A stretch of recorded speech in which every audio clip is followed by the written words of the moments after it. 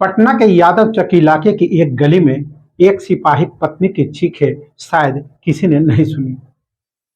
उस घर की चार दीवारी के भीतर जो कुछ हुआ वो न सिर्फ कानून के लिए एक बड़ी चुनौती थी, बल्कि रिश्तों की गहराई में छिपे बहसीपन की एक खौफनाक तस्वीर भी थी।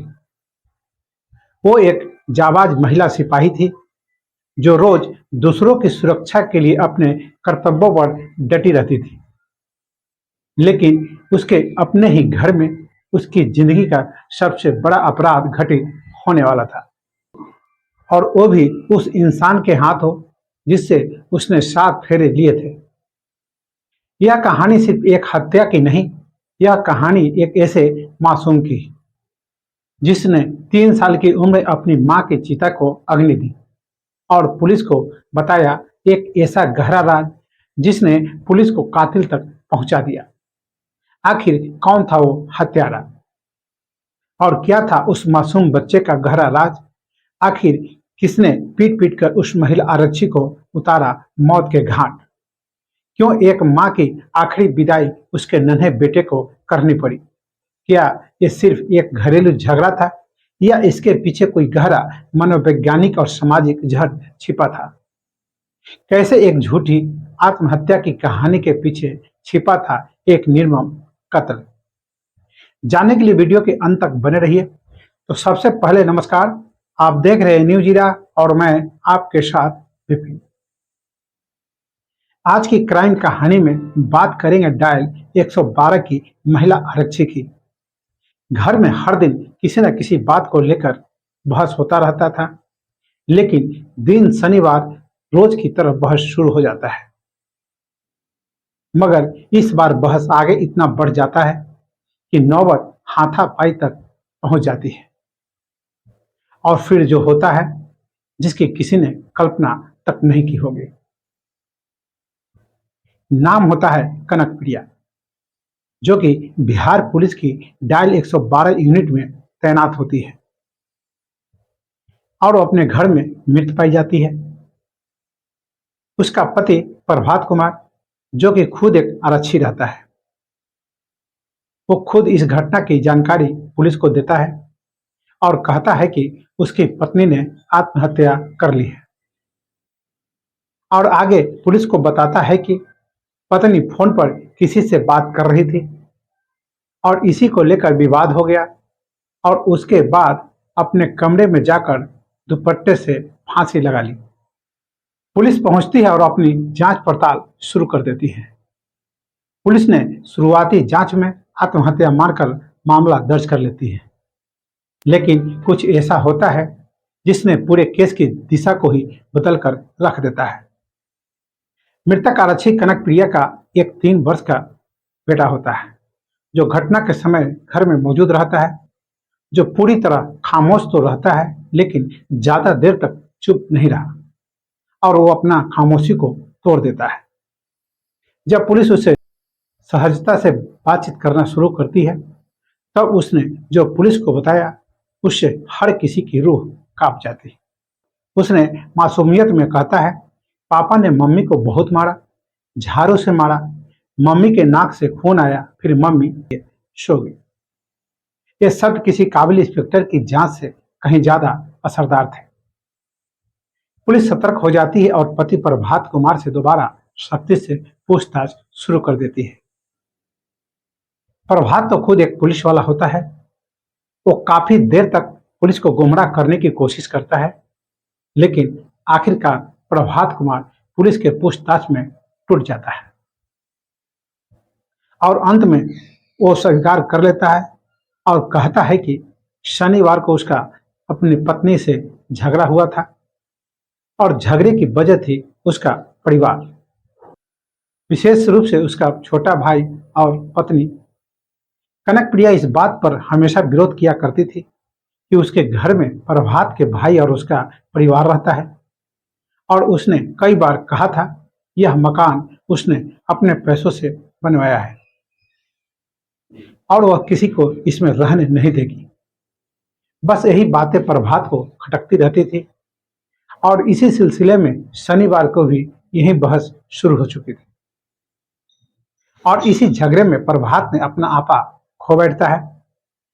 उसने घर में रखे झाड़ू के पिछले सिरे से कनक पर हमला बोल देता है। प्रहार इतना तेज होता है कि कनक की नाक और कान से खून आने लगता है और वो वहीं पर गिर जाती है और उसकी मौत हो जाती है। इस हत्या के बाद प्रभात पूरी तरह से घबरा जाता है और उसने एक आत्महत्या की झूठी कहानी गढ़नी शुरू कर देता है। उसने अपनी पत्नी के शव को पहले पलंग पर लिटाता है और फिर नाटक करते हुए रोते रोते पास के थाने को फोन लगाता है।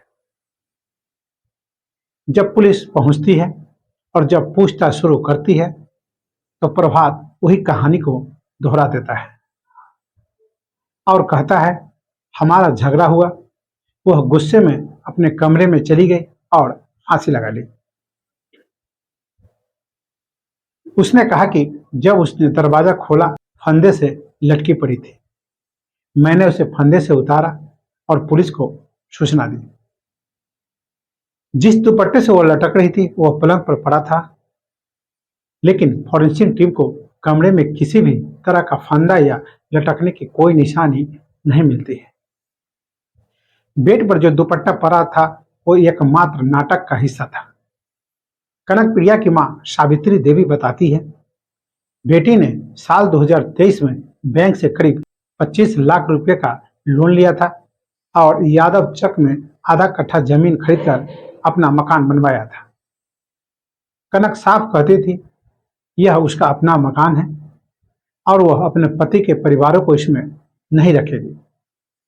पर प्रभात का भाई पंकज कुमार, उसकी पत्नी सुषमा और छोटा भाई ओम प्रकाश आते जाते रहते थे और कई बार तो महीनों वहीं टिके रहते थे। इसी को लेकर रोज लड़ाई होती थी। उस दिन भी ऐसी ही बहस शुरू होती है और वो बहस हत्या में बदल जाता है और यह सब देख रहा होता है एकमात्र 3 साल का मासूम, जिसकी आंखों के सामने उसकी मां को मार डाला जाता है। शनिवार की रात को कनक प्रिया का अंतिम संस्कार तो कर दिया जाता है, लेकिन चौंकाने वाली बात यह रही कि उसका 3 साल का बेटा ही उसकी चिता को अग्नि देने वाला बना। इतनी कम उम्र में उसकी आंखों के सामने मां का खून और फिर उसका अंतिम संस्कार, ये किसी बच्चे के मासूम मन पर गहरी छाप छोड़ने वाला हादसा है। इस घटना पर परसा थाने की प्रभारी इंस्पेक्टर मेनका रानी ने बताया कि प्रभात कुमार ने अपना अपराध स्वीकार कर लिया है। बेटे की गवाही, मृतका की मां का बयान, फॉरेंसिक रिपोर्ट और सीडीआर की जांच, सब कुछ प्रभात को दोषी साबित कर रहे हैं। आरोपी को हिरासत में ले लिया गया है और उस पर भारतीय दंड संहिता की धारा 302 हत्या के तहत मामला दर्ज कर लिया गया है। जल्द ही न्यायिक हिरासत में भेजने की प्रक्रिया चल रही है। यह कहानी केवल एक हत्या की नहीं, बल्कि उस सामाजिक मानसिकता की भी है जहां एक महिला का आत्मनिर्भर होना उसके ही पतन का कारण बन जाता है। कनक प्रिया ने अपनी मेहनत से घर बनवाया, अपने परिवार को संवारने की कोशिश की, लेकिन उसकी जिद कि उसका घर सिर्फ उसका है, उसकी जान ले गई। और सबसे पीड़ादायक हिस्सा, उस मासूम की आंखों के सामने उसकी मां की हत्या और फिर उसी के नन्हे हाथों से अंतिम संस्कार। अब समाज, पुलिस और न्यायपालिका की जिम्मेदारी है कि वह कनक को न्याय दिलाए और उसके बेटे को एक सुरक्षित जीवन। घरेलू हिंसा कभी भी केवल पति पत्नी की लड़ाई नहीं होती, यह एक मानसिक और सामाजिक अपराध है जो परिवारों को तोड़कर रख देता है और बच्चों की मासूमियत छीन लेता है।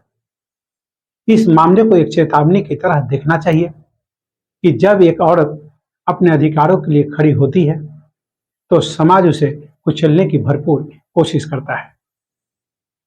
आपको ये कहानी महत्वपूर्ण लगी हो तो कृपया कमेंट बॉक्स में अपना सुझाव जरूर दें। साथ ही इस चैनल को सब्सक्राइब और फॉलो जरूर कर लें मेरा उद्देश्य किसी को बदनाम करना नहीं या दिल दुखाना नहीं, बल्कि समाज को सचेत और सतर्क करना है। कल फिर मिलेंगे एक सच्ची घटना के साथ। तब तक सुरक्षित रहें, सतर्क रहें। नमस्कार, जय हिंद, शुभ रात्रि।